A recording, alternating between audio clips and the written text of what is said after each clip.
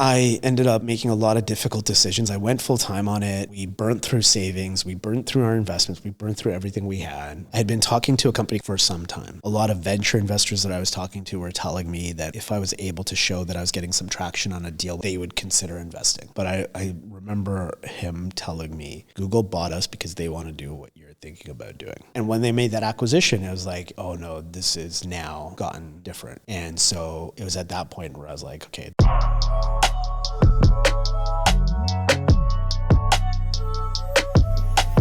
You've been across the whole value chain when it comes to entrepreneurship, from like being a product manager, being an investor, advisor, entrepreneur. Where did that drive come from to want to sample everything, as it were? It's a big question. I think, we've been doing more and more discussion around kind of neurodiversity. Mm-hmm. And I do think more and more I think about it, there's probably some of that kind of going on with me in terms of just having itchy feet, kind of wanting to be constantly learning, wanting to be constantly doing, being easily bored. And it's almost like sometimes I feel like if I don't have a lot on my plate, I don't get stuff done. I see. And so like being a lecturer alongside being an investor, alongside thinking about entrepreneurship, alongside writing, alongside listening to podcasts, alongside trying to be, a good dad, a good husband, all of that kind of stuff means that I'm constantly thinking and going. And I think that's kind of like default. Mm-hmm. And I don't think that works for everybody, right? I think for a lot of people, kind of focus is important. For me, it's hard to focus unless I have a lot to do. Interesting. And because even though there's like that segment of, say, your career, but you actually studied human sciences or biology. Yeah. Well, I said kinesiology. Human kinetics. What is that? So kinesiology is the study of like movement. Mm-hmm. So a lot of health professionals, particularly in Canada, will do kinesiology as a first degree. And it gives you, instead of, doing biology or organic chemistry, I mean, you can still do those subjects within the university degree, but you end up doing things more like anatomy, exercise physiology. I actually also did a lot of like sociology of sport, psychology of sport alongside that.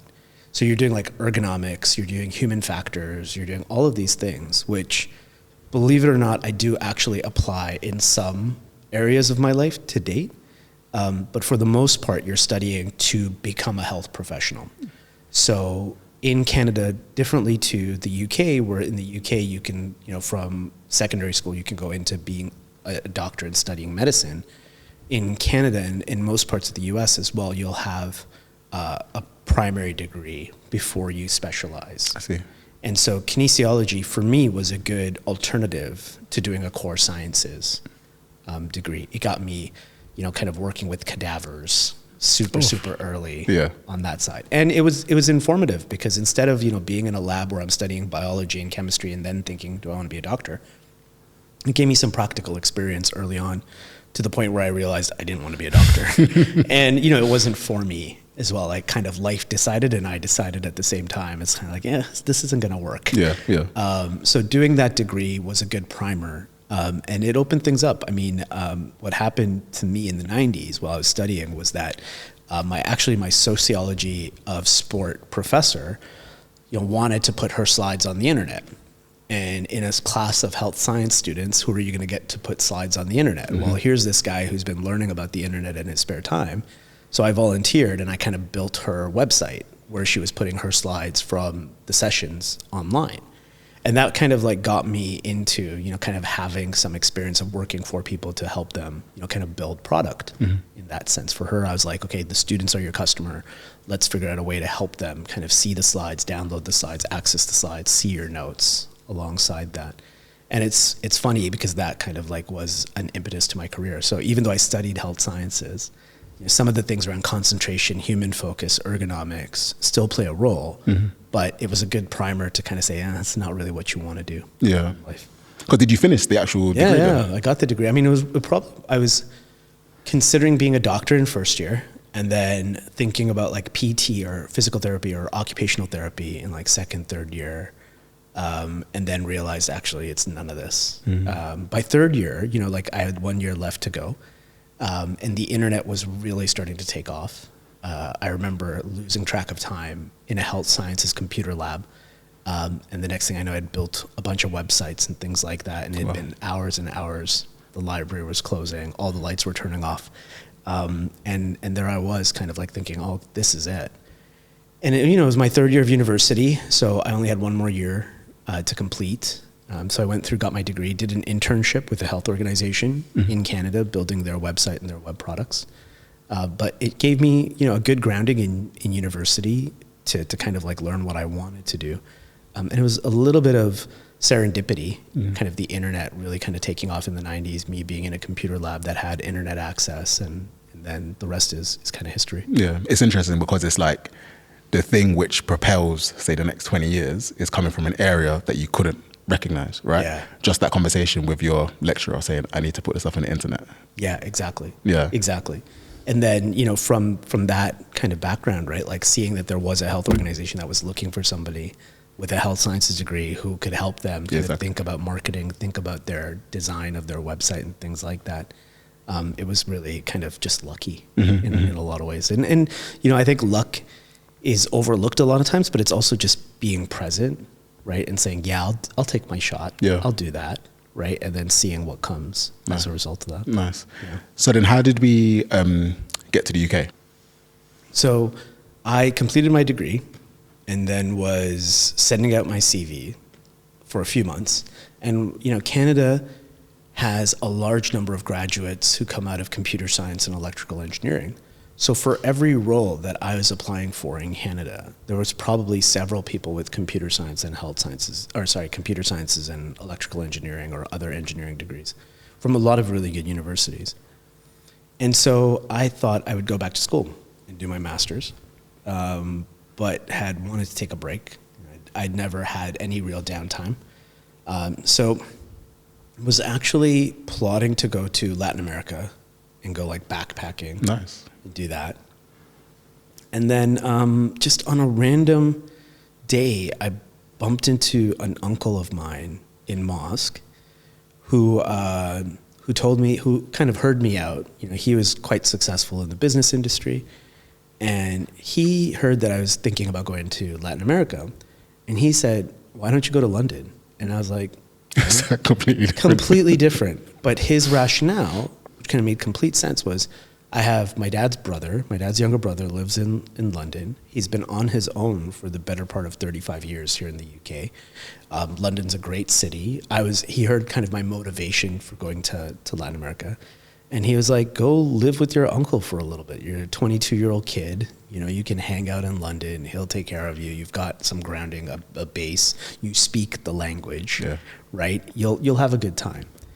And so I booked a 2-week return trip to London. I actually had friends in London. So one of my closest friends from university, who was a couple years older than me, had moved to the UK and was building a startup. And so I was coming in. Just unfortunately, he was going to miss the 2 weeks I was here. He was actually going to be in the Bay Area trying to raise money for the 2 weeks that I was coming to London.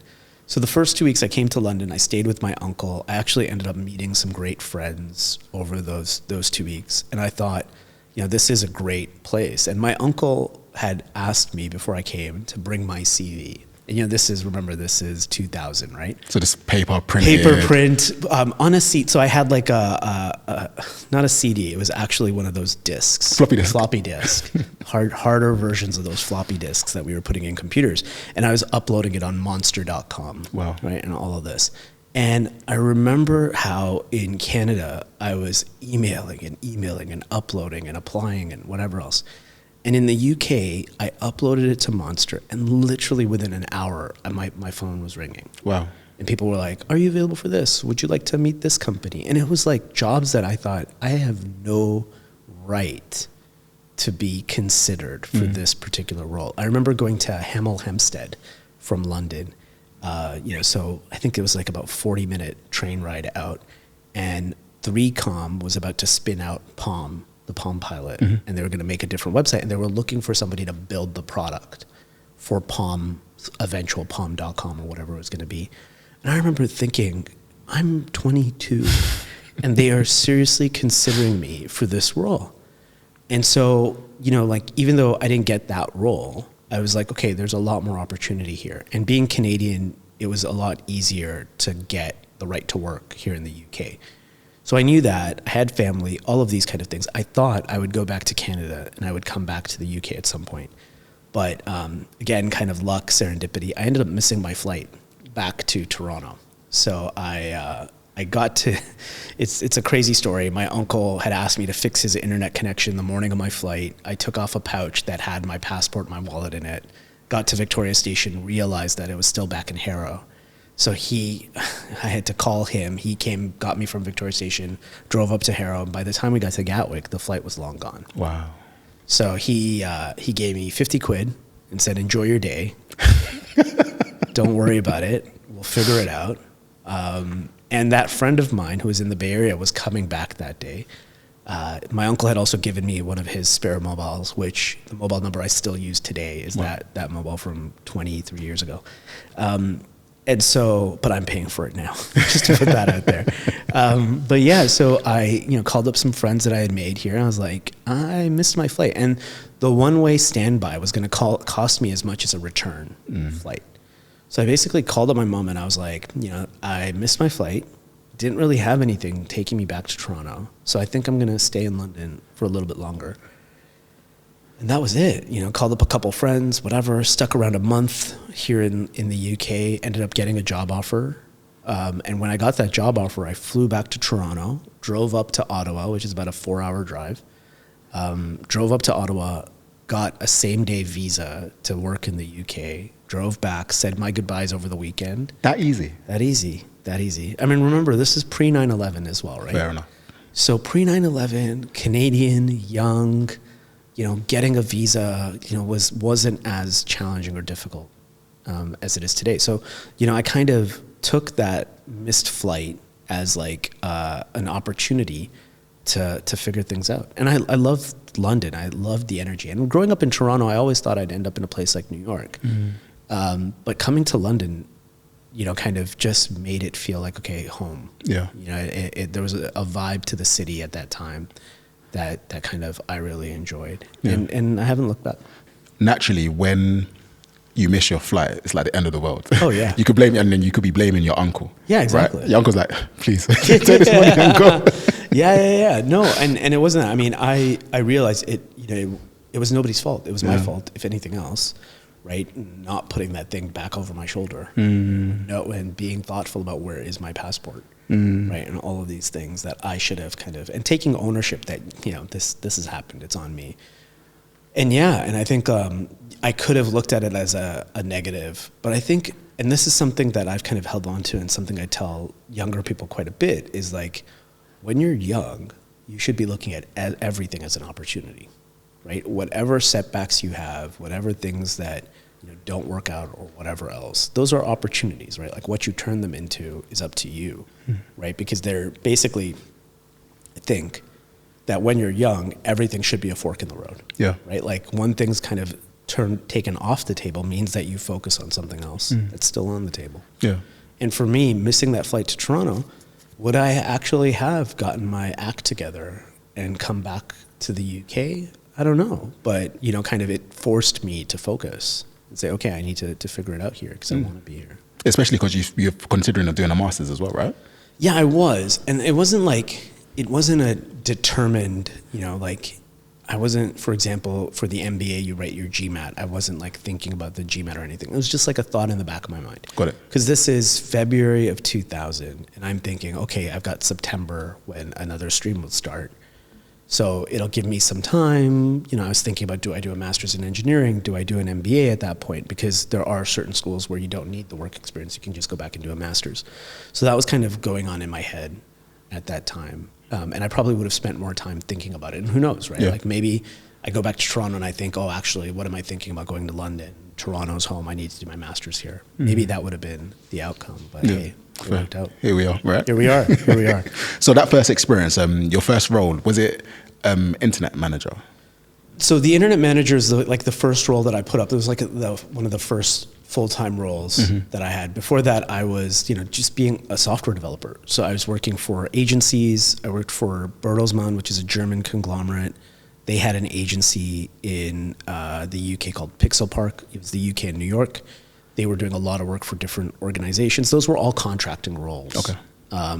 But then you have to remember as well, like the internet bubble and all the IPOs and everything that were happening in the US in the 90s and early 2000s started to pop. And you started to see that happening and coming across here to the UK as well. So some of those roles, started to dry up. And when the agency wanted me to go from, a contractor earning £50 an hour to then being a full-time employee at 30K, I was kind of like, oh, something's going on here. And I took the opportunity to go and work in the UK government. So it was part of what's now considered the Local Government Association. Then was called the Improvement and Development Agency for Local Government. It was like an offshoot. And they hired me to be this internet manager initially as a maternity cover, and then they gave me the role. And that was basically a product manager. I see. So, government at the time and even the internet industry as a whole hadn't really come up with all the nomenclature around kind of like what these titles of roles should be. So it's like, hey, we've got this internet thing, we've got a website, we need somebody to manage it. But I was really a product manager when I reflect on it, right? It was like, okay, I'm gonna build this, I'm gonna be responsible for content, I'm gonna be responsible for the engineering, I'm gonna be responsible for the customer base, the readers. I was managing consultancy firms that were working for us, IBM and others as well. So yeah, it was a great experience considering that there wasn't as much investment happening at that point in time. Going into the public sector gave me a slightly different kind of lens to look at the industry through. Yeah, and especially another type of safety, as you were saying, because not only because of the money, but then the government's not going to go bust because of the .com. Yeah, it's funny, right? Like, I think that was the first time that my mother felt secure about my career. I said, as the child of immigrants, having a government job felt like, okay, you've got something you can be secure around, right? And so, I did that for a couple of years and I enjoyed it and met some great people, learned a ton around kind of how the internet works, right? Because I was given like free reign to actually build stuff. Yeah. And when you're given kind of that leeway, you're given, budget, you're given access to really smart, talented people, it enables you to do a lot. Do you remember the first thing that kind of blew your mind when it came to the internet around that period? Ooh. So it wasn't the first thing, but it was definitely a thing, was when 9/11 happened. Yeah. So 9/11 happens and, remember this is 2001 and how quickly before the news had broadcasted this and before everybody in the office who worked in government knew, I knew that this had happened. And I was sharing this information with people. And I was using then, I believe it was ICQ, which is like a pre-WhatsApp, pre-Skype kind of internet chat tool. It might have even been MSN Messenger, but I'm pretty sure it was ICQ that I was using to talk to people in Canada, in New York. That same friend of mine who is in the Bay Area was in New York because Michael Jackson had just done this huge reunion concert with the Jackson 5 and everything. And so he was still in New York as a result of that concert when all this was happening. And that just blew my mind, A, because of the scale, but B, about how quickly information was being transferred, how quickly I knew and how quickly I was checking in on people across and how quickly I knew, for example, that a friend's cousin was in the building, that my cousin was supposed to be in the building. All of these things, like I found out so fast. And now we take it for granted, right? Like WhatsApp and WhatsApp groups and, Facebook and Instagram and all of these things and Slack in the workplace, make us not really kind of understand like how quickly it is. And when the first time that happens, it feels like magic. Yeah. Right. And I think that was the first time in that role. And I still remember where I was in that building in Farrington where I was like, holy crap, this is, something else. And no one knew what was going on yet. You're like the first one. No one else knew. And I was like sharing this information and people were like, what? And looking at the BBC and it hadn't been broadcasted yet or anything like that. And then it's like 2 minutes after I shared this, it's like breaking news. Yeah. And it's like at that point I was like, okay, this is a serious technology that's going to change the way we live. Yeah. And it's crazy how like that event just reverberates across everything, like not just internet technology, but travel, like you were saying, visas, everything. Well, 100%, right? And I think like when we look at things like the pandemic recently, and we compare it to the global financial crisis 10 years earlier, or we compare it to 9/11, there's, these things happen, right? You kind of like have a couple of lived experiences and cycles where you see how everything kind of implodes around a major event like that. And that was definitely one of those which accelerated technology and accelerated our understanding of technology alongside a major event that impacted so many people. Yeah. Wow. Did you feel quite, I don't say isolated, but like you were in the know kind of thing? Yeah.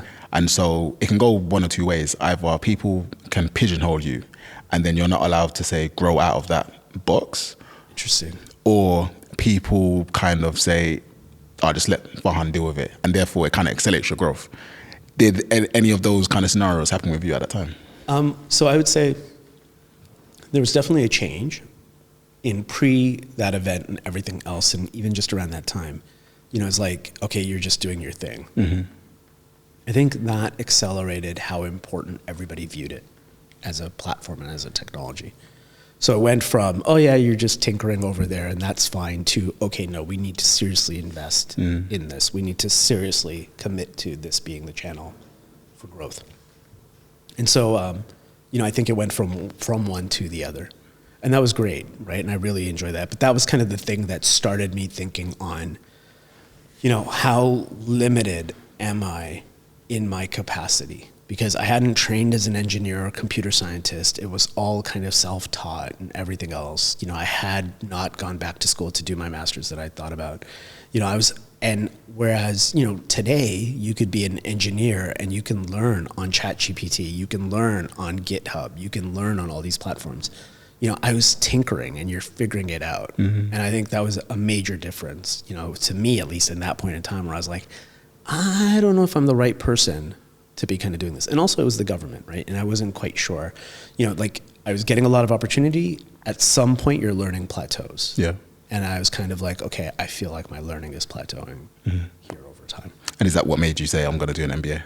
Yeah. So I got recruited by one of the firms we were using from a consultancy perspective. And they asked me to join them. And it was at that point where now I looked at their client list, I looked at what they were doing, their work. I thought I could do it, but I negotiated the time to do my MBA alongside. Oh, so you was working while studying? Yeah. Nice. So I did a program called the Executive MBA at London Business School, where I was allowed, or I was working full time, and then I was also studying full time. So I had a full course load. Well, alongside that, I was actually trying to apply my learnings in my day job. How was that? I kind of referred to that point in my life as trying to juggle 3 balls when you can only really juggle 2. So there was, the work side of things, there was the MBA side of things, and then the third was just life. Like, I was in a relationship, we were trying to figure life out. Out front, I had lots of friends at that point as well, and you're like social, you're in your late 20s, early 30s. And so you're trying to figure out like how to juggle, and really you can only kind of balance 2. So at every point for those 2 years, I felt like something was dropping, right? I felt like I was dropping the family or life ball when I had to focus on work and school. I was dropping the school ball when actually my best friend got married this summer and I had a corporate finance exam. And I was like, and he had a destination wedding in Mexico. And I'll remember like getting up at 7 a.m. after a night of partying in Mexico to study corporate finance. I was like, this is not the best use of my time or the best way to be studying for this exam.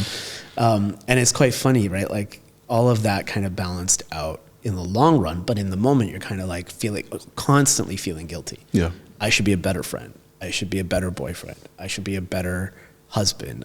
We had gotten married at that point when I went to business school. I should be a better, kind of student. I should be a better employee. And you're just not doing anything as well as you want. You're doing everything just good enough. Yeah.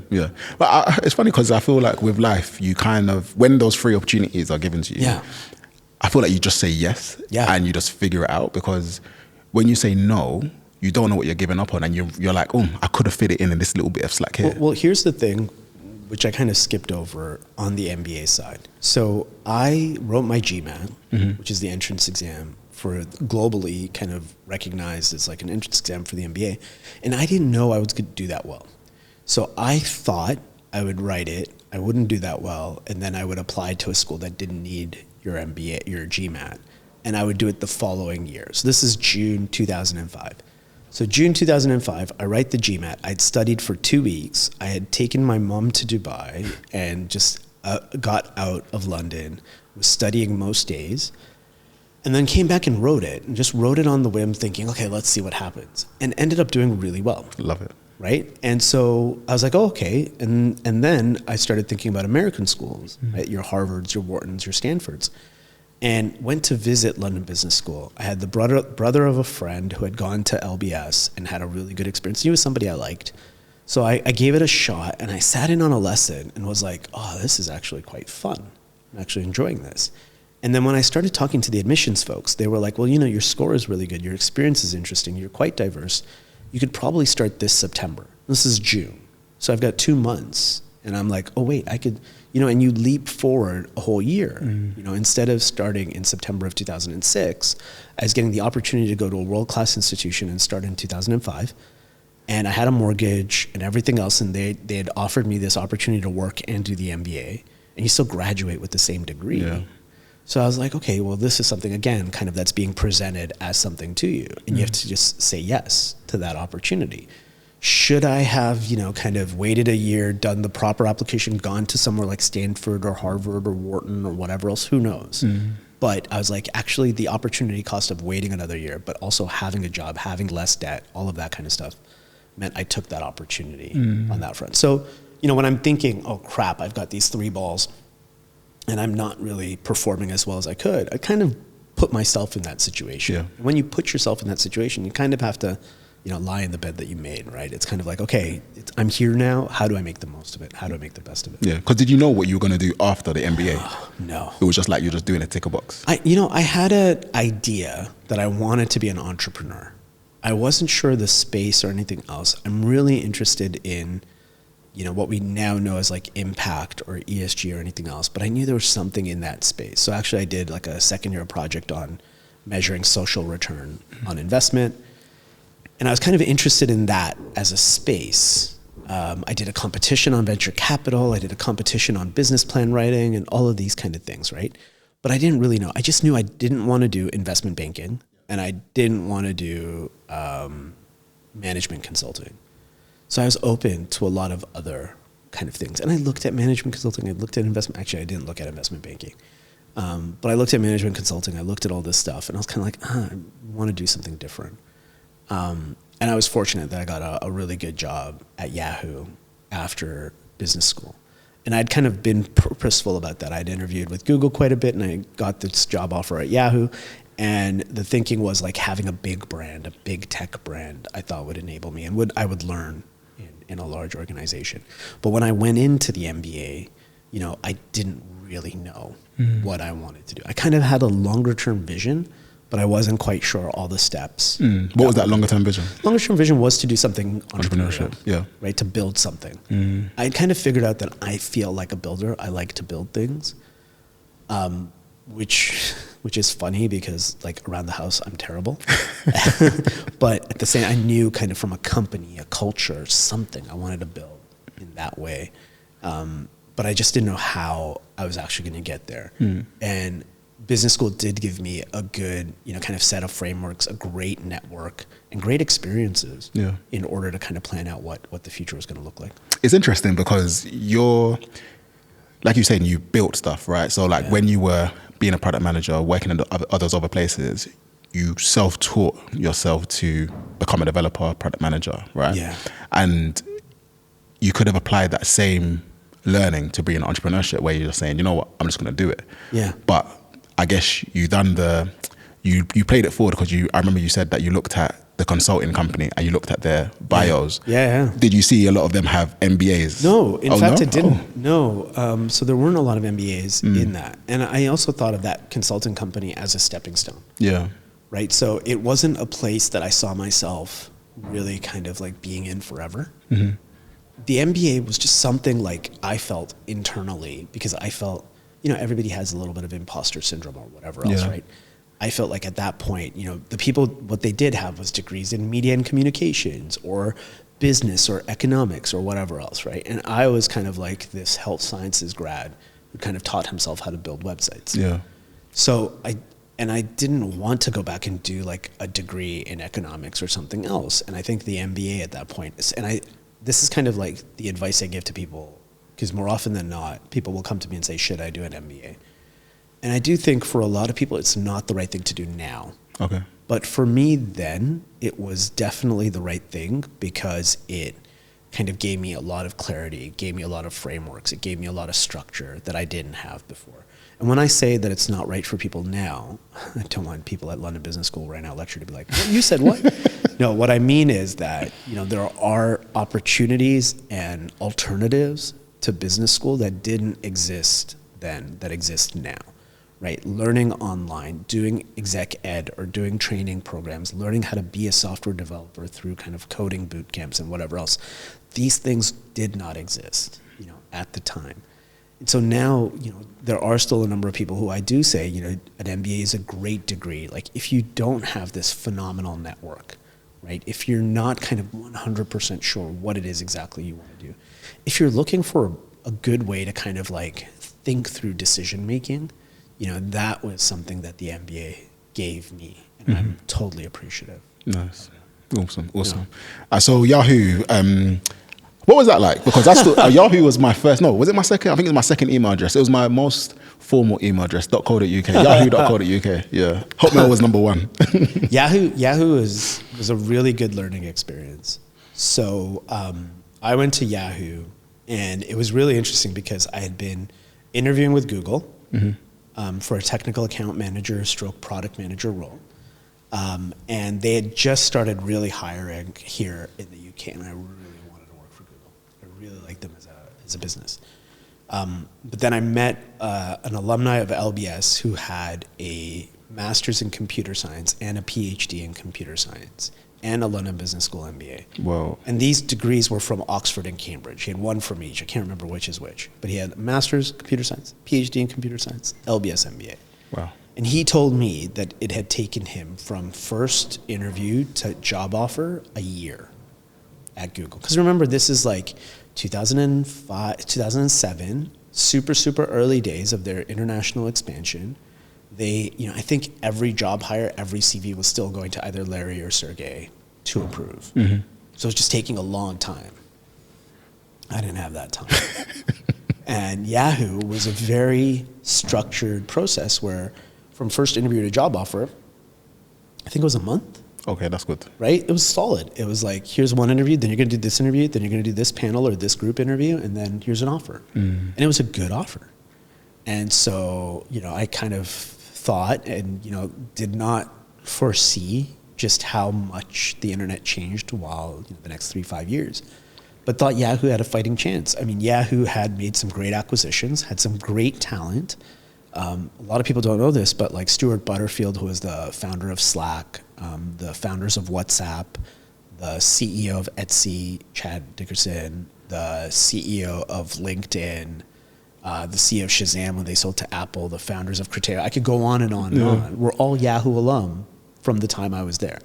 Yahoo doesn't get much. No, there's no talk of a Yahoo mafia. No, right? Nobody talks about it. But there are a number of great Yahoo people at all of these organizations. So a number of great Yahoo people went to Facebook. A number of great Yahoo people went to Google. A number of great Yahoo people went to Microsoft, right? And they're kind of scattered around across this.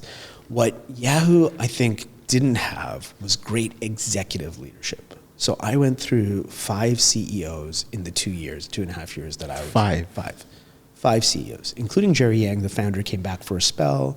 There was, there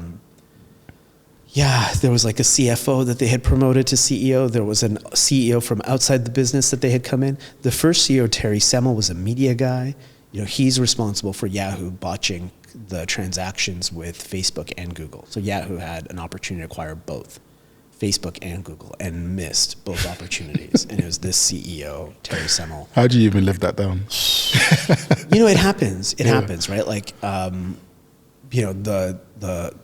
internet history is littered with failed acquisitions, failed opportunities to acquire, kind of investments that went wrong. So it happens. But what I think is more inexcusable is that when you look at that middle tier of product managers and engineering resources, Yahoo developers and Yahoo product managers were phenomenal.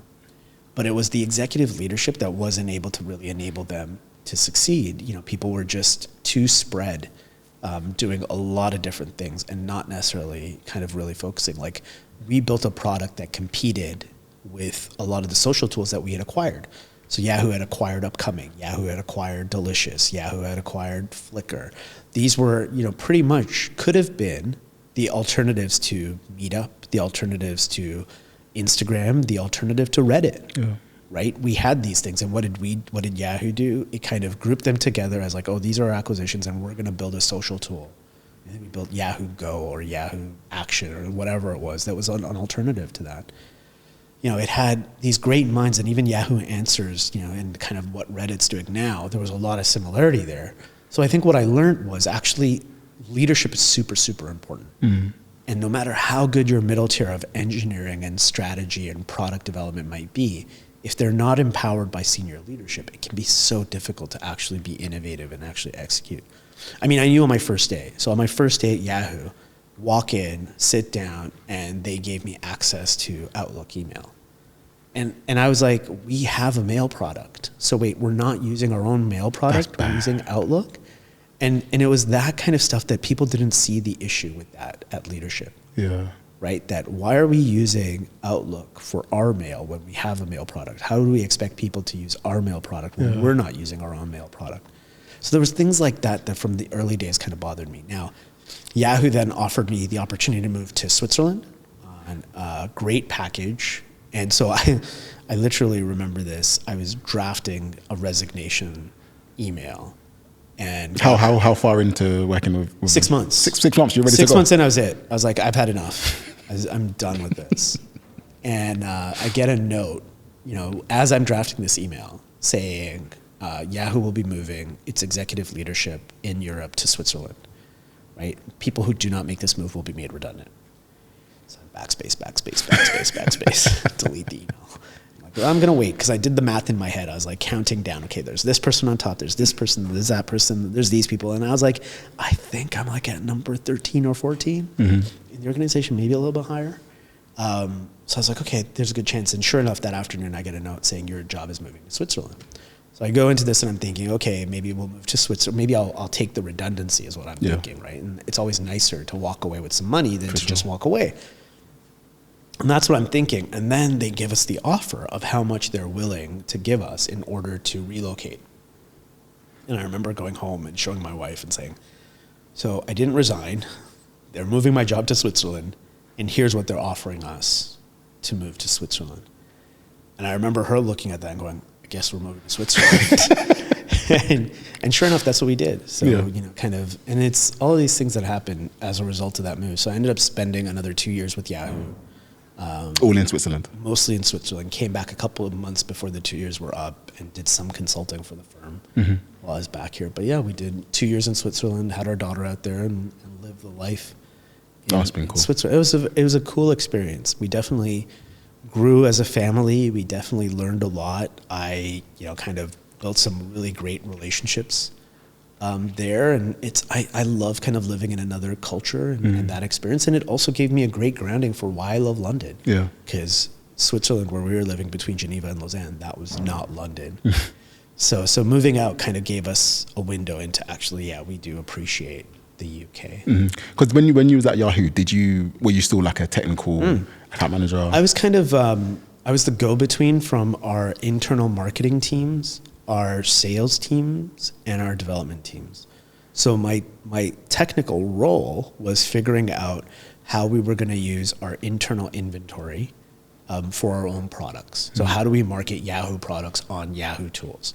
But because, I'm the kind of person who likes to get involved in lots of stuff, I was doing everything from we would have hackathons and I would get involved with our development teams around those and ideas for helping the business move forward, through to on the sales side when we made acquisitions, how do we roll these out to customers? How do we roll them out for ourselves? And then how do we roll them out to our customers as well? So it was this really weird kind of majorly matrixed organization from a marketing perspective. So I was a technical person within the marketing team. Okay. Yeah, and it was a great experience, and it actually kind of led me to build my first company because I saw some weaknesses in terms of how people were buying digital media from a marketing perspective, which I saw as an opportunity to then say, okay, this can be the entrepreneurial thing that I want to do next. What made you decide to build it rather than externally, rather than internally? I tried to do it internally. Okay. So I pitched it internally over and over again. And I think at that point, Yahoo was quite acquisitive, but not really great at kind of building tools from the marketing perspective. So from the consumer perspective, really great at kind of building great tools and great products for business, for, you know, whether it was Yahoo Dating, Yahoo, I think Match, or Yahoo front page, or the search, or all of these things from a consumer perspective, willing to innovate, willing to build. From a core technical marketing perspective in terms of digital media and digital marketing, which was how we were making money, Yahoo was more acquisitive. So it was like, oh, somebody else is building something, let's bring them. Just buy them. And buy them. And so, you know, I had this idea, which was what's now called a demand side platform. And I had this idea about like how people buy media, leveraging kind of Yahoo assets, and it just didn't go anywhere. And one of my managers told me, I think if you really want to build this, you're going to need to build this outside of Yahoo. And so that's what I decided. So you had enough conviction to say, you know what? Yeah. I'm gonna do it myself. Well, I mean, I was done with Yahoo anyways. Like I'd said, like I was ready to leave after 6 months, right? I thought, you know, I'm pretty smart, got an MBA, I've got, you know, 2 years at Yahoo now. If it all fails, I'll get another job. Yeah. It'll be okay. Yeah. So I thought, okay, it's a safe bet. Also, like, you know, I wasn't expecting to have paid off all of my business school debt and everything and have savings that early in post business school. So moving to Switzerland had given us this kind of like, almost like an extra life in the game of life. Right? If you think about it as a game, it's like, oh, we've got an extra life here. Yeah. Maybe we can use it and do something. That's cool. So I did. So then when you were like preparing to quit, how did you prepare? Like, did you give yourself a timeline of say like 3 months, 6 months, or more sudden than that? No, I mean, so the move to Switzerland had said, you know, do this for 2 years. Okay. We were at like month 18 of that. And I started to have conversations. I think we were also unhappy in Switzerland at the time. We had a young child. We didn't have any family, didn't have many friends around. So it was personally kind of quite daunting. So from a personal perspective, we wanted to move back. So what I did was I offered to move back, but also spend some time consulting with Yahoo. And they were game. So they gave me some good consulting opportunities for a couple months. So when you say consultant, as in they just hire you back as a contractor? Yeah, it's like on a day rate. Wow. So they hired me back on a day rate in order to help them with social, right? So now this is 2009, 10. Facebook is just kind of growing on that front. They're starting to think about like how should they engage with Facebook. So I'm kind of looking at some of that in Europe. Just helping them kind of think about social media. How do you convince them? Because they could have just said, no, we want to keep you internally. Yeah, I mean, they did try. I think they knew that I had the entrepreneurial bug, that I was going to do something. And so I think like they knew the alternative was just let them go altogether. But, you know, you build relationships, and also partly for me, it was downside protection. Yeah. Downside risk protection, right? It's like keep working with them so I keep getting a day rate, and that way I'm not, you know, kind of burning cash too much before we raise money on that front. That was the intention. So we did it that way. I do not recommend that. You know, it's hard, you know, kind of trying to do so many different things and building a company. Building a company is quite consuming, especially as I was on my own. I did a bunch of things wrong in my first business that they don't teach you in business school and are very hard to learn unless you're in it. Things like distributed teams at that point, really hard to kind of mesh and build and be on the same page. And everybody was doing it as a side hustle at that point. And it's really hard when everybody's doing it as a side hustle. So just learned a lot and kind of moved forward. I don't know if I structured it in terms of like, I'm going to do this and then I'm going to plan for that. And then I'm going to leave Yahoo at this point and this is going to happen. It was all kind of just happening. And it was like, you know, when you're like on a downhill ski slope or snowboarding or whatever, and you start to lose control, and you're still going in the right direction. You're just not in control. That's kind of how it felt for me. Throughout the whole entrepreneurship experience? I would say definitely in the first year, it definitely felt like I'm going downhill and I'm just going to roll and hopefully I don't break anything and I'll get down. I think over time, the entrepreneurship journey started to feel more controlled. But in that first instance, that first year, it felt like it was a little bit out of control. How do you balance it in terms of relationships as well? Because you just moved your wife out to Switzerland and then you're saying, we're coming back, but I'm quitting. Lots of therapy. No, relationships, I mean, it's hard, right? And, you know, kind of, I think, I don't have the data to hand, but I think if you look at kind of like the propensity for entrepreneurs, whether they're successful or not, to end up divorced, quite high. And I think it's hard because like entrepreneurship is all consuming. Yeah, it is. And so, you know, kind of thinking through and being a good dad and being a good husband and being a good founder, I think is really, really challenging. And anybody who tells you they've got like the playbook on how to do that well, I think you have to have a very supportive partner. Yeah, I agree. You know, kind of the person that you're going on the journey with, you know, having their support and them being super supportive. And that's something you just can't control it for, especially if you think, you know, kind of early on. You know, I think my wife kind of knew I would do something entrepreneurial, but I don't think she knew exactly what that meant. Yeah. Right. And how kind of chaotic that was going to be for both of us. Yeah. It's like, cause you're not even yourself anymore, right? Totally. Yeah. Totally. You used to have structure, but now you're a bit more erratic. You're a bit more like all over the place. Oh yeah. Yeah. And it's hard, right? Like you've got all of these issues, the stress levels are next level, which is why, like, you know, when a lot of venture investors now haven't been entrepreneurs or haven't been operators, you know, I think they might get the theoretical side or the operational side, but I think the empathetic side, you know, the emotional side of the toll of what it takes to be an entrepreneur on an individual, that's something that's really hard to replicate unless you've actually done the entrepreneurial thing yourself. So with Ad Avengers, right? Yeah. So did you get to a point where you said, I'm going to go full time with it? Yeah. Or how did that? So we raised some angel money. Oh, you raised venture money? Yeah, not venture, we raised angel. Okay. And that was enough. UK, US? UK. So I went through Seed Camp, and this was before Seed Camp was structured in the way it's structured. So Seed Camp at the time used to do, you know, the week, if you're a good company, they'll bring you in, they'll give you exposure, whatever else, and at the end of the week, they would be deciding who they would invest in. This is super early. Now what they do, they don't do the weeks in as much anymore. And now they make the investments before kind of exposing people to the Seed Camp process. But at the time, you know, this is like one of the first early batches. And I remember Carlos, you know, kind of talking to me about what their terms would look like. And it was less capital for more equity than an angel was offering me. So I ended up taking this angel's capital. And it was a slight, you know, I kind of kicked myself around that because now I know kind of the value of the network and everything else. And this was a friend of a friend, and they didn't really have the experience of backing tech companies. They had lost money in one other deal, and we weren't part of a portfolio, you know, a good portfolio. We were part of one or two companies that they were making as a side bet. Yeah.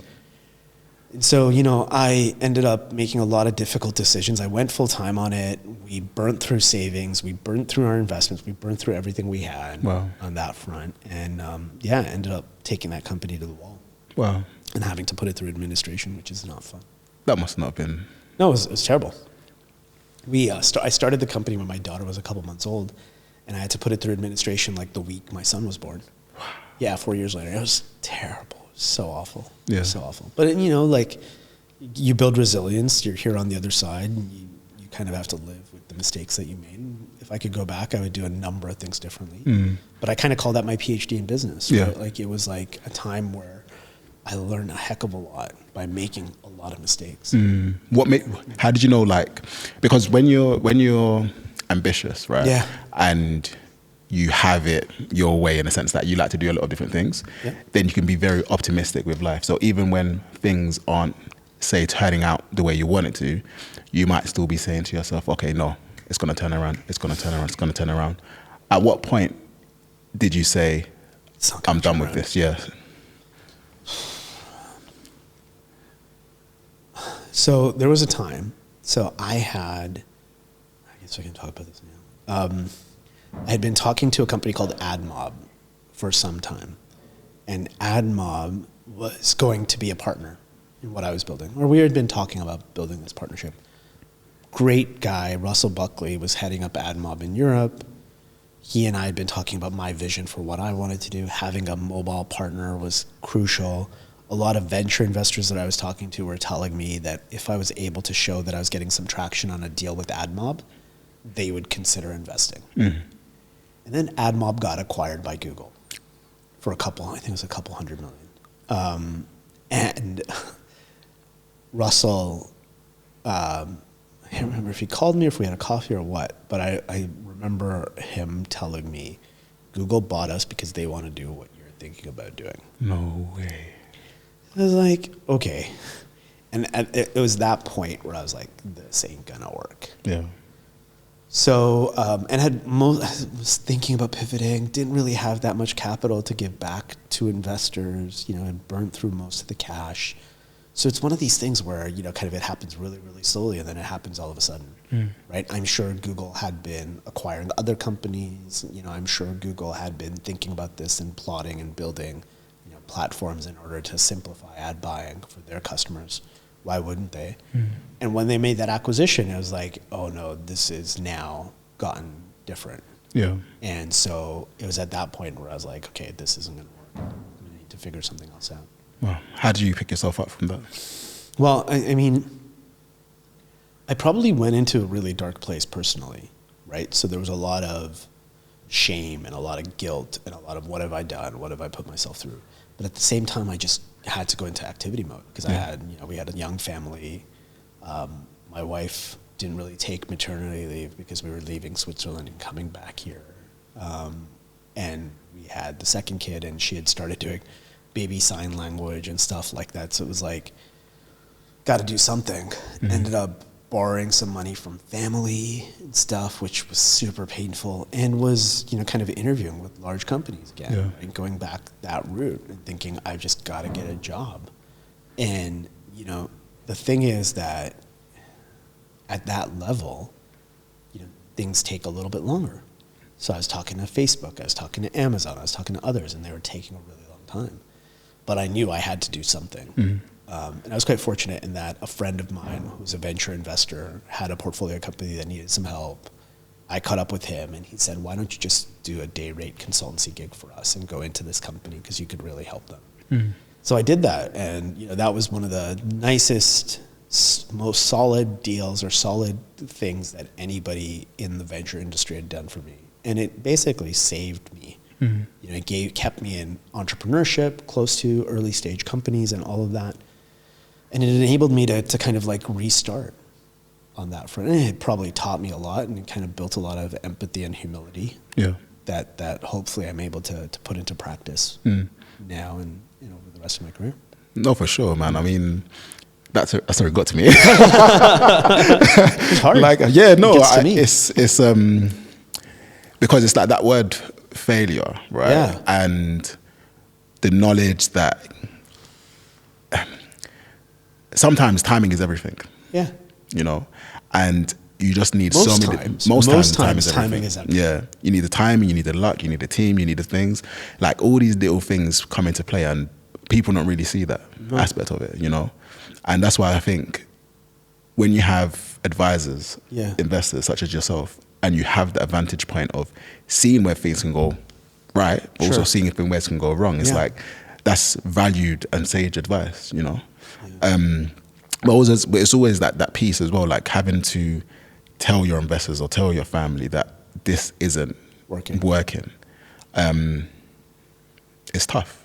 Yeah, and my wife was super supportive.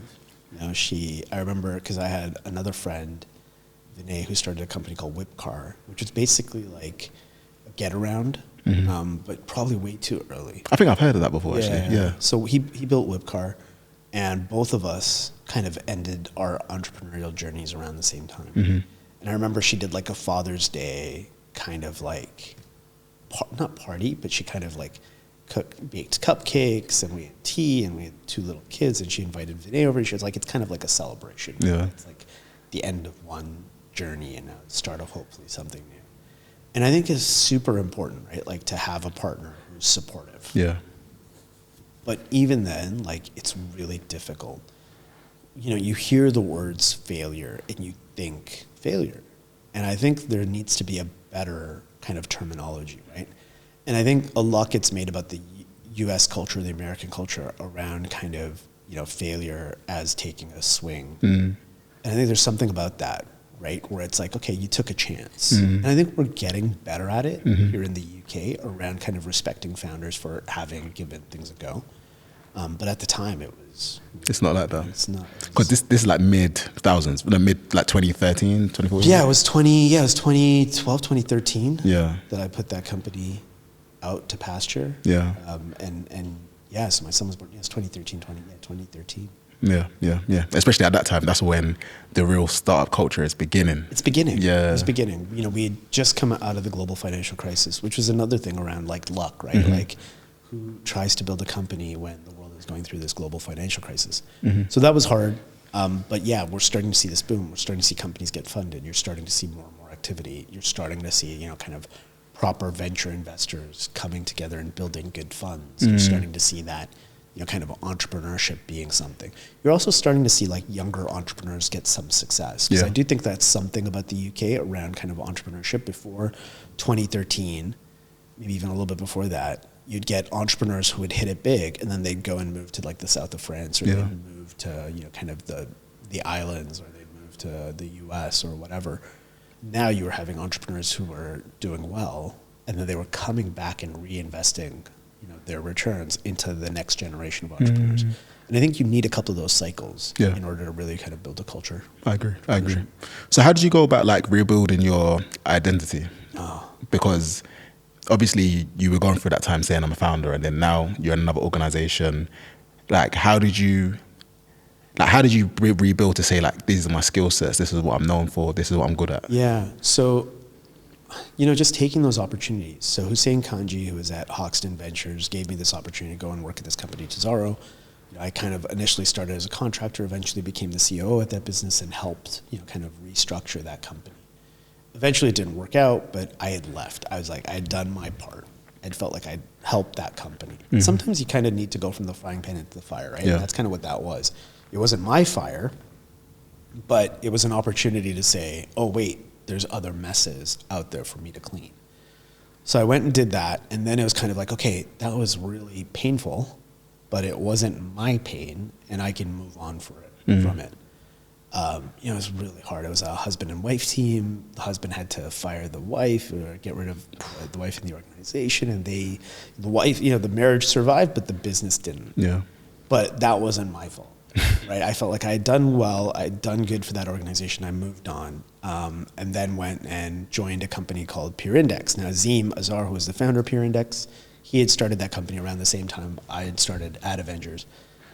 And it's funny because I remember meeting him in Paris in Le Web and him telling me about what he was doing and me telling him about what I was going to do. And we both kind of picked each other's businesses apart, and we were both right. And then years later, he was still going. And so I came in to help him pivot and help him grow that business. And, you know, kind of, again, it's this saying yes, like Russell, who was, and this is the thing about like, that I like about like thinking about things as not a one-off game. Like people come back into your lives. And so Russell, who was at AdMob, was now the chairman of this company, Peer Index. Wow. Yeah. So I had a frank call with him. He put me into the position. They had other venture investors, including Anthemis, which I then went on to join after Peer Index. And yeah, it was like, okay, let's do this. And I helped that company pivot. I helped it raise money. Eventually, we exited that business to Brandwatch. You know, so it took a while, but you get these kind of like, you know, it's funny when you think about a game, right? Like I think gaming is a really good analogy for some of this, right? You fall off and all of a sudden it's like the game's over, but you start back, right? At the point where wherever the game restarts you from. and you have to kind of build back up, right? And I think in that case, from an LBS MBA, from an Yahoo, from an entrepreneurship experience, and then when my company went under, it was like, oh, restart, and you're going to start back here and have to kind of build that career back up. And so it took some time, but I think when we exited Peer Index, it kind of felt like, okay, I can do this again. Yeah. It felt like a little bit of rebirth of my own, kind of ability, or my own sense of ability. I think it was always there, but that was kind of the first time where I felt like, okay, I can do this. It's a big win, especially to get the exit. I mean, don't get me wrong. It was not like a game-changing, world-changing, it didn't give us FU money or whatever. But it was a really difficult situation. I think the investors had basically written off the investment. And for them to see that they were getting some return at some point, was a huge kind of outcome from that perspective. Yep. So even though it didn't change my life from a financial perspective, like hugely, what it did do was it gave me like kind of an outcome where I can say, I can point to that and say, yeah, I helped make that happen. And that was super critical to building up my own self-belief. So after the exit, did you see it through, like work for Brandwatch for a bit as well? Or yeah, did you, so Brandwatch was based in Brighton. And so I was commuting from London to Brighton a couple of days a week. That is a long... It was a long journey. And then we started building a London office for the company with the Peer Index folks who had moved over. But yeah, I mean, it was like too many cooks, right? They had they had a great CEO. Giles is amazing. They had a Zim in the organization. They had a CTO. They had a COO. I was like, there's too many C's in this organization for me to really stick around. So I was doing product development for them for some time, and then I was like, actually, you don't really need me here. And I had what's called an accelerated vest, so my equity didn't have an earnout or significant earnout or anything like that. So I was like, you really don't need me here. So I'm gonna walk. I'm out. Yeah. And everybody was very, very supportive. Giles and I were emailing this week, and now it's 7 years after that exit. So it was fine, and it was an ability to say. I mean, Azim stuck around for a little bit longer. He had more equity in the business, had to do the earnout, of course, all of that, and saw that through. But for me, it was like, okay, I can move on, and started advising other entrepreneurs. Started figuring out what I was going to do. Went back to teaching a little bit at LBS and doing some stuff for Kings. How did that happen? Did they reach out to you? So what happened, in a nutshell, was Seed Camp started hiring entrepreneurs in residence. I went and was like, oh, that's an interesting thing. How do I become one of these? And they're like, we're full. I was like, thanks. But what they did, one of the people who was put in this entrepreneur in residence role, Keith's last name, but he circulated an opportunity to me that King's College was looking for an entrepreneur in residence. And so I became the first entrepreneur in residence for this King's program because of that introduction. Yep. And then I was, as a result of that, I found that I was actually pretty good in front of a student crowd helping and all that. So King's would give me opportunities with professors at like UCL or Imperial or Birkbeck and stuff like that. And then I purposefully went to LBS and was like, hey, a year after that, I was like, hey, I've been teaching at all these other London institutions, but I actually went to this one. Yeah. Wouldn't it be great if I did something? And I had kept this relationship with one of my professors, Keith Willey, who then introduced me to the assistant dean at London Business School, Julian Birkinshaw. And he just so happened to be working on building an elective. Oh, nice. And he was like, I'm looking for somebody who's got practical experience in this space. And I was like, here I am. And so, it was a little bit of luck and serendipity. I mean, it was manufactured in that I took the actions, but I was lucky in that it was the right time that they were looking for somebody to build this. Yeah, it's like you also have to raise your advert to say that I have this. If you guys need it, because you don't want to complain, say, oh, why didn't they reach out to me? You have to put yourself in that opportunity. Yeah. The opportunity might not exist, but you have to put yourself in that vicinity of the opportunity. And that's what I did. So I was like, hey, can I do, is there something I can do? And it's just right place, right time, make the connection. And then I had to kind of like do the work. Yeah. Right? So we wrote a couple of cases. We delivered the course. It went well. And that way it becomes like, okay, let's keep doing this. So I've read one of your articles, which was Don't Be an Entrepreneur. Yes. And for listeners, it goes, don't be an entrepreneur if you're motivated by money. Yeah. Don't be an entrepreneur because you think it's cool. Don't be an entrepreneur because you don't like working for someone. You're always at someone's mercy. Yes. Don't be an entrepreneur if you're looking for something that will give you work-life balance. Don't be an entrepreneur if you think it's going to be a career that's suited to your personality. Don't be an entrepreneur if you're uncomfortable taking risks. Don't be an entrepreneur if you're not fully invested in solving the problem you're working on. Don't be an entrepreneur because you think it's a good career move. So why be an entrepreneur? I mean, you have to be a glutton for punishment. Because like everything from hiring when you don't have money, raising capital, getting customers to believe in your product, you know, that's why, you know, the flip side to that, don't be an entrepreneur for all these reasons. The only reason I think to be an entrepreneur is to build, to solve a problem, to solve something that you think needs to exist in the world, right? If you don't have that fundamental belief that I need to work on this, that, you know, kind of nobody's building this, and if I don't build it, I don't know if it will ever get built, then don't do it. I mean, like, I have friends who've told me great ideas for businesses, right? That have then gone on to become great businesses by other people, right? And I'm like, cool, do it, man. If you fundamentally believe that you need to do this, it's execution. Because it's hard. I mean, you look at, you know, Will, the founder of Deliveroo, right? And I don't know him, but what I do know from, you know, kind of people who've been in that circle is that it's hard. You know, from starting the company and doing delivery runs yourself through to going public and then dealing with public markets. It's not an easy life. And I have friends who told me the exact idea for Deliveroo years before Deliveroo. And I was like, if you really feel the need to do this, do it, but you must feel it because it's painful. And I think that's the thing, right? It's like, there are so many easier ways to make money. Yeah, there are. Like, so many. And you don't realize this until you're in it. And I think, you know, that was the thing with my first business. It was like, that wasn't the thing that I was dreaming about in the bath or in the shower. It wasn't the thing like while I was at the gym. It wasn't the thing while I was just walking. That was constantly in it, right? Whereas like now what I'm doing, I feel like I'm constantly in it. It's the obsession kind of thing. You have to have that fundamental belief that I am the person who's going to solve this and this needs to get solved. I love that aspect because there is that kind of madness in some of the biggest entrepreneurs. Like I look towards Mr. Beast, for example. I've never... Throughout his whole rise, I never really paid attention to him until like last year because I just went into YouTube. But I started listening to some of his interviews, watching some of his videos, and he's a genius. He's incredible, and you can tell that he eats, sleeps, drinks, does everything around content, and bring it up to the next level. And it's that type of level of obsession that you need.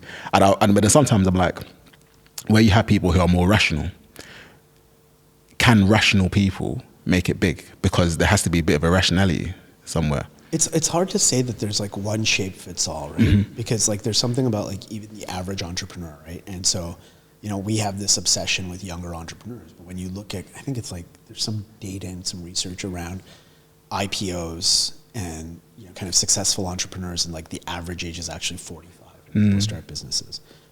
But when you look at, you know, the ages from like 25 to 60, you can find entrepreneurs at every one of those ages. It's true. Who've gone to build a great company.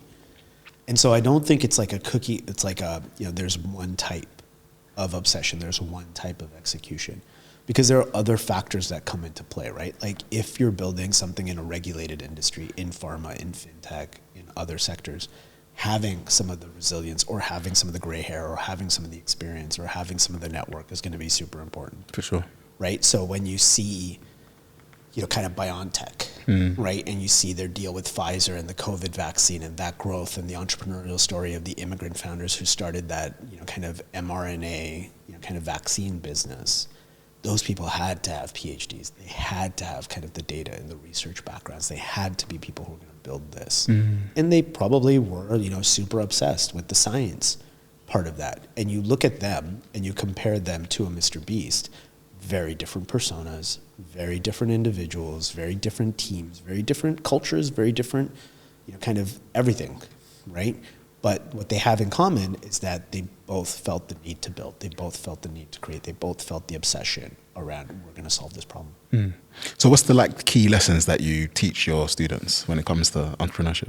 Well, you know, I don't really, so I'm teaching technology and innovation strategy this year for the MBA program. It's the first time I'm teaching that. Usually I'm teaching managing a digital organization, which is like fundamentals of digital organization. So things like APIs and building on top of legacy systems and things like that. Because there's a lot of like core technology that I wish I had learned. Yeah.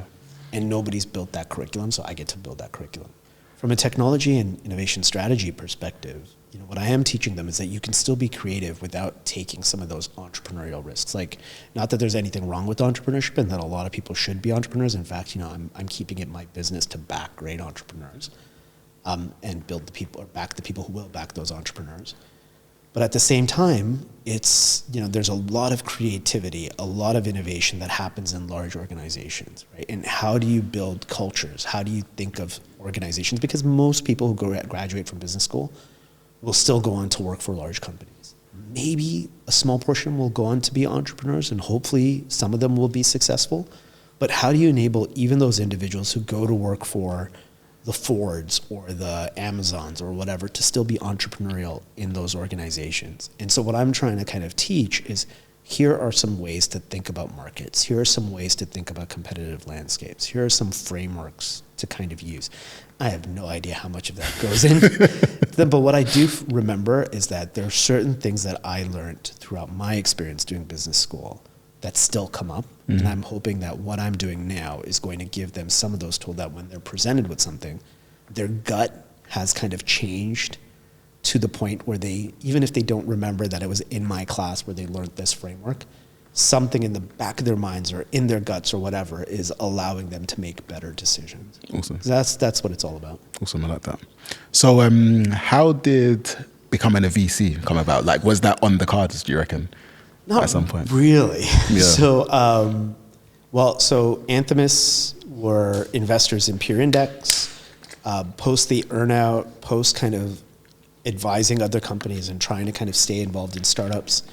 I had actually another job offer. Mm-hmm. That job offer was back in Canada. They needed 10 references. 10. Canadians are weird like that. And two of the people that I was going to ask for references were Anthemis folk. And somebody, I think it might have been Azim, but somebody said, Anthemis has been looking for somebody like you. So when I asked them for reference, I also kind of asked a couple other people who I knew there, what's going on with this? And they're like, can you come in tomorrow to have a chat with us about this particular thing? And what had happened was they had a relationship with BBVA, the Spanish bank, to build a fund for pre-seed investing, and they needed somebody to run it. And they needed somebody who understood early stage company building. And so Sean, who's the founder and CIO, he had a really frank discussion with me because I was like, I don't know about fintech. I really don't know about financial banking. Banking scares me. And he was like, we'll teach you what you need to know about financial services. But company building and investing, he was like, I think you'll be good at it. And it was a great, great opportunity. And I went in and for 4 years ran a fund, deployed a small amount of capital, made some investments, sat on the boards of these companies. And it wasn't something that I thought that would be like my retirement career. It would be like angel investing. I thought I'd be a hugely successful entrepreneur and then I'd go into investing. But what they gave me was an opportunity to deploy other people's capital. And it was great. I really enjoyed it. I enjoyed sitting. It was hard though, because as an entrepreneur myself, you're kind of like optimistic and you're trying to see the reasons why things will win. Yeah. And I think what I've realized that in venture, this is what I think some of the best people in venture are good at, is being able to say why it won't. Oh, interesting. You're able to kind of say, I don't think this is going to, and a lot of times you'll be wrong, right? Like Fred Wilson, who's at Union Square Ventures, I think still keeps a box of Airbnb cereal that they made. It was the Obama O's or the McCain Foods or whatever. Because they made this because they were running out of money. Yeah. And they tried to raise money from Union Square and he passed. And he still keeps that box in because he's like, you'll miss them. Yeah. And I think that's fine. Having a good anti-portfolio, totally okay. I've got a few where I was like, I wish I'd done that deal. Right? But for whatever reason, you don't do that deal. But you have to be kind of comfortable with saying no to things. And I think for me, I found that really hard. Yeah. I want entrepreneurs to win. You want them to be successful. You want to help them. Yeah. That's what being a VC kind of takes. It's like being able to say, not right for me. It's interesting as well because of your background. It's like you're a different type of VC. Yeah. You're not like past banking, investment banking, or whatever. You actually Which is a very arena. European kind of venture. You see more, right? So I think in 2013, 2012, Hussein and a couple others, Bill Erner, there's a few that were kind of like operators or weren't the investment banking type VCs, but there were so many who just came from that sector. Now I think there's a lot of people in Europe now who were operators and have turned VC. What learnings of being an entrepreneur and also operator did you apply to being as a VC? So I think being empathetic is one, right? Like asking founders and trying to give them some way to not burn out, right? And figuring out like what's going on. You're not an HR professional, right? Which gives you a little bit of leeway, right? Which means that, there are things around their personal life which are going to impact the entrepreneur. And I'm not saying it's right when, for example, I've had female founders who get asked about if they're going to have a baby and stuff. That shit's bullshit. Yeah. Sorry for cursing. But, that stuff I hate. But it's like certain things around like, kind of, are you sleeping well? Yeah. Right? It's not something you would necessarily ask in a job interview, but it's something as an investor, you want to know like, hey, are you like okay? Right? And I think that's something that I care about because I knew that was the thing that I suffered from. It's like just that social mental burn of being an entrepreneur. And then there's other things, right? Like, are you getting a diverse group of people around you, right? Who do you have working with you that entrepreneurs don't necessarily think about, right? They think about, I just want to have the people I like working with me on this. And sometimes you're going to miss opportunities. You're going to miss kind of sales channels. You're going to miss distribution opportunities if you don't have a diverse group of people around you.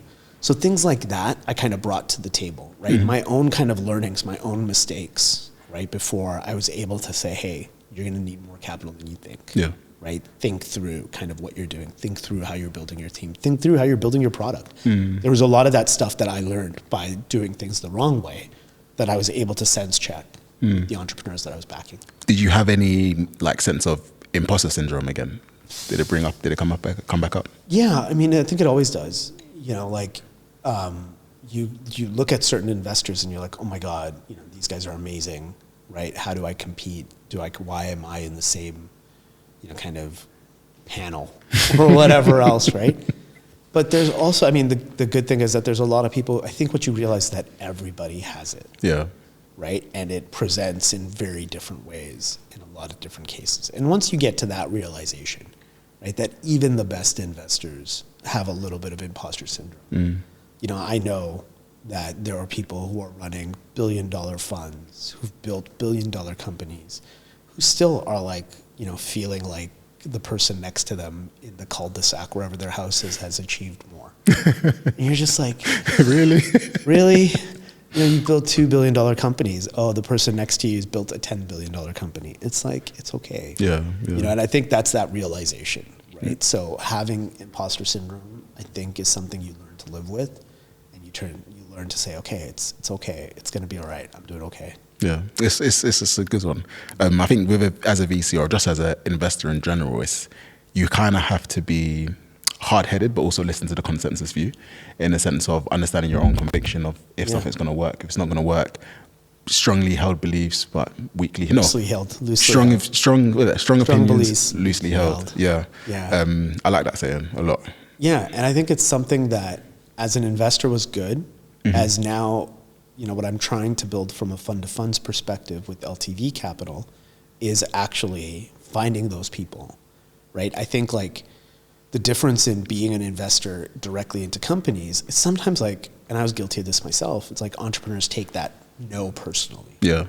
Whereas with a GP-LP relationship, when you're an LP or an investor in a fund, you don't have the opportunity to take it personally. You understand that sometimes it's markets, sometimes it's macro conditions, sometimes it's their own fundraising, and you still want to keep these relationships going because there might be other opportunities to collaborate. And I think that kind of sets me up much better than kind of being an investor directly in companies, right? Enabling people to invest is kind of the mission. Yeah, I like that.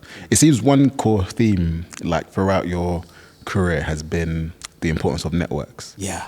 Like opening doors, keeping those doors open, being like 100. Having those relationships. Yeah. 100. Were you purposeful in building these relationships or networks, or it just happened over time? Less so early in my career.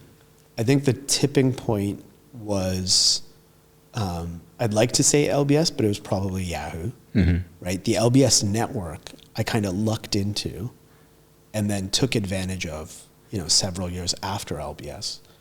But the Yahoo network, I was kind of like, oh, these are impressive people at that mid-tier. Yeah.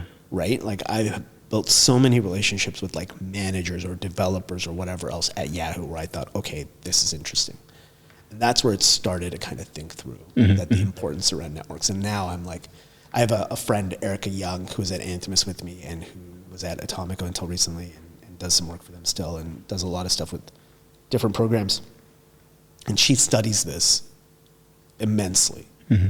I'm not a student of it, but I'm a big believer of the fact that your network is going to be everything. Yeah. So someone who's trying to get their foot into the door, like where do you go from just starting your network? Do you have to solve for like, say, brands or work in a big company or go to a big famous university or go into events? Is it just publishing more to build it? I'm a big believer in A/B testing and gathering data, and that there's no one right way to do anything. And I think that applies to networks as well. I think there are certain individuals who will find events overwhelming, but who will find online communities super useful. One of the entrepreneurs I backed, Liad, we had originally interacted on Fred Wilson's blog, in the comments on Fred Wilson's blog, and then 10 years, maybe longer later, I found myself backing his company, right?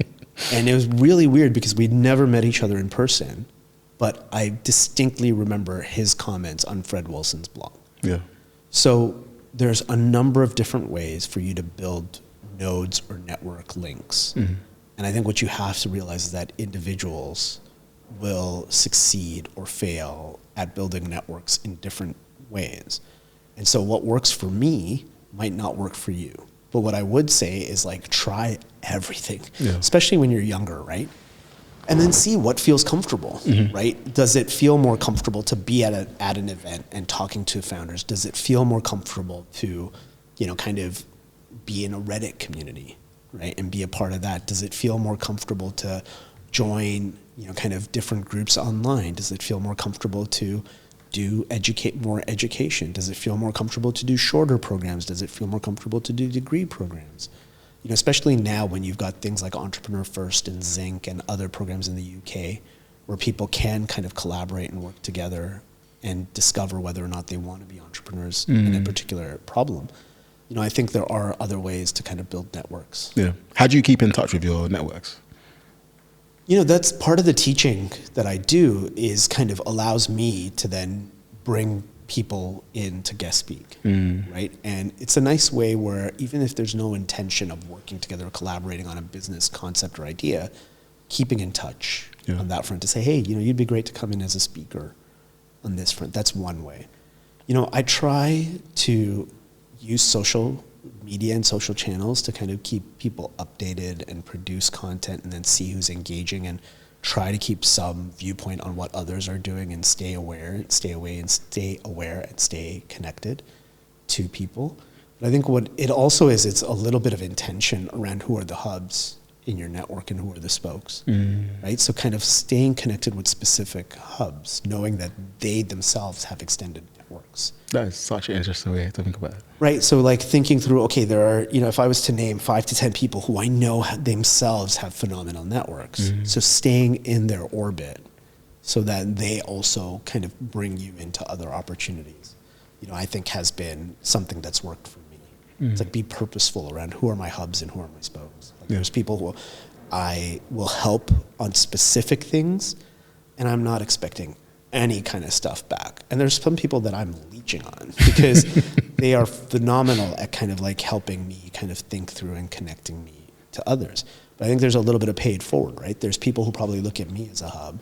And so I will do like the number of times I've met with people, even this week, and they'll say to me, I feel like you're doing a lot and I'm not doing that much, right? Where they're like, you're offering to intro this person, that person, you've given me this advice and that advice.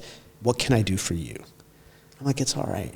A lot of those times I'm like, I am having the exact same conversation with somebody else and they are treating me in the same way. Yeah. right? Where they're opening these doors. And I found that like, that's kind of my life philosophy, is that there are people that I will be asking a lot of and that they will give me a lot, but in return, I might not give them as much, but I'm going to give it to somebody else. Yeah, yeah. And it feels like it evens out in the universe. So you spend a lot of energy like meeting people. How do you recharge? Like, what's your go-to to recharge? Like, what do you do for yourself? I try to go to the gym. I read a lot. I had 2 friends in business school who were like reading 40 books a year, you know, and they kind of like imprinted that on me. So I make the time to read. Yeah. Love to travel. Sometimes it's just downtime, like constantly listening to podcasts, constantly listening to music. Music is a big outlet for me. And when those things collide, it's great. But yeah, I do a lot to recharge. Yeah, I mean, the gym is a big thing. You might not be able to tell, but you know, just spending some time in the gym, I mean, work still comes in. Trying to meditate a little bit, not doing as well as I should be on that front. But yeah, you find your way. Yeah, I relate because like same with me, traveling, because I get so busy with work, it's easy for me to just deprioritize it, but my wife won't let me. So she'll be booking the trips in my advance on my behalf. And then music, like especially, I didn't realize how much of a cheat code it is where when you're feeling down or in a different place to listen to one of your favorite songs and it can help you just transform you to somewhere else. I have playlists for certain events. I have a motivation playlist. I have a gym playlist. I have a pre-class playlist I play before that I know I'm teaching, so I'll listen to it. There's like 5-10 tracks that I'll kind of just get you in the zone, just right? get me in the zone. Yeah. Just get you in the zone. And then even the gym as well. Like when I get stressed, I would not work out, which makes no sense. Oh no. But then this year, I kind of gave myself like a challenge of doing 30 minutes of activity every single day. So I'm on day like 93 now. I was listening to David Goggins at the beginning of the year and it just transformed like There's something about like habit. Yeah. Right? Like even if you don't have a great workout, just getting in. Yes. Right? Like so obesity runs on my father's side of the family and, you know, not great health and diabetes with my mom and stuff like that. And my dad died quite early. So I'm kind of like health, you know, and it's fundamental. It's like if you think about like Maslow's pyramid, right? Like what are the fundamental things that I will not be able to, and health is definitely kind of up there. And then it impacts your mental health, it impacts your energy and all of that as well. Awesome. So you mentioned LTV. So what's next? What's next for you? So I'm building LTV Capital. Yep. More news to come on that. But what we're looking at is a lot of the principles that I was developing in the later time with Anthemis around investing in funds and fund managers, thinking about the ecosystem, thinking about how to help people in their career as venture investors. You know, when you asked me that question about how I ended up at venture, a lot of it was luck, a lot of it was opportunity, a lot of it was people, right? Giving me those opportunities. It's like, how can I replicate that flywheel for others? Just because I think venture is quite an opaque industry to get into. So I want to make that a little bit easier. I want to make good venture. I want to help people be able to take advantage of their networks in order to become great investors. So that's the goal, is to kind of build something. And it's, you know, when I think about Ad Avengers to this journey now, you know, this feels more of an obsession. It feels like there needs to be more equity in venture. There needs to be more capital given to people who deserve that capital. You know, kind of when you look at the data and you look at kind of how emerging managers and smaller funds perform, and then you talk to LPs, and a lot of institutional LPs don't back first-time funds and they don't back small funds. And you're like, that's incongruent. And so it feels like a fundamental problem that I'm working on now, and something that's super exciting and you know, has me thinking about it all the time. No, amazing. I'm excited to see that for sure. So I've got a couple quick fire questions for you before we end. So can you share a prediction or a trend with me that might be considered controversial or surprising? This could be within fintech or banking or anything in general. I'll go into AI. I wonder if we're going to see the commoditization of deep tech AI expertise. So what I mean by that is as ChatGPT and other tools make it easier to almost co-pilot and build stuff on top of these frameworks and tools, will a lot of people who've gone and done deep research into machine learning or deep research into AI become commoditized as we get more tools to enable people? My daughter studied computer science in secondary school, and I remember her telling me... Secondary school? She was doing computer science in secondary school. And I remember her telling me she wanted to drop it. She didn't want to do it anymore. And I was like, why? You should stick with it, stick with it. And she actually changed my mindset on this, where she said, I'm not sure if the stuff they're teaching me is going to be the stuff I'm going to use if I do decide to do this later on. Wow. And I was like, crap. It was like a good debate. It was like a good response, where even if she doesn't want to do anything related to computer science in the future, that thinking of actually it's changing so fast, and the skills you'll need in a few years' time based on how quickly the tools are ramping up. Yeah. That's the thing that I'm quite interested to see. Like, does it become super easy for my son, who's got a wicked imagination, to be able to kind of create based on the tools that are around him? Yeah, because the tools now are crazy. Tools are it's crazy. Moving so quickly as well. Tools are crazy. And when you think about like how easier it's becoming, I've got, I'm actually writing like individual exams for my business school students right now. And I'm using ChatGPT, and I'm kind of inverting it. And what I'm doing is I'm giving them the answer from ChatGPT and asking them to correct it, or to say what things they would then ask ChatGPT in order to make the answers better. That is cool. And it's like that kind of stuff a year ago didn't exist. And I think we're going to keep seeing these changes, and you're going to have to adapt or die. There's a thought I'm trying to articulate. It's like you're learning how to instruct and communicate to a computer in a way which is not verbiage. Because like when I use ChatGPT, for example, I can be lazy. I'll be like, tell me this. But I realize you've got to be very, very specific, and that just improves the quality of the answers that you get out of it. It's crazy. I mean, somebody told me today that the thing with some of these tools now is that the learning models have adapted so much in that it used to be that you would train the system on how to play a game by playing the game. And it gives them a number of data points around playing the game. And now you can train the system by exposing it to literature about the game, and it will learn off the literature and then play the game at a high level. Okay, yeah, that's crazy. That's crazy. That shit's crazy. What's one book or podcast that you always recommend to people? There's a number. I'm trying to kind of narrow it down. So I'll go book first. Hard Things About the Hard Things. That's an easy one. I'm fascinated by Mariana Mazzucato's from UCL, her thinking around entrepreneurship in the state and consulting as well recently. I think that's some really good stuff. I think those are the ones that I'd probably recommend most. If you're trying to get into venture, Brad Feld's books around venture deals and things like that as well. Podcasts, Invest Like the Best, underrated, super, super great podcast. Lex Friedman's podcast, if you've got 3 hours to kill on an episode, he's fun. He's a fun listen. I think those are probably, I'm listening to like the Pivot podcast. I listen to All In with another fellow brown Canadian dude with Chamath. But yeah, there's quite a few. I think the thing right now is you're spoiled for content. Yeah. There's just so much content. Cool. Listen to something. And lastly, if you had to go and do a song, a remix. Yeah. Who would be your song partner with it? Who would you do a remix with? All time? Dead or alive? Dead or alive. Any, no restrictions? No restrictions. I don't think we got enough of Aaliyah. I was in Westfield. My wife and I went on a date night last night, and I heard More Than a Woman by Aaliyah. Yeah. And so she's fresh in my mind. That's such a song. Such a great song. And I remember being in Disneyland Paris when one of my closest friends called me to tell me Aaliyah had died.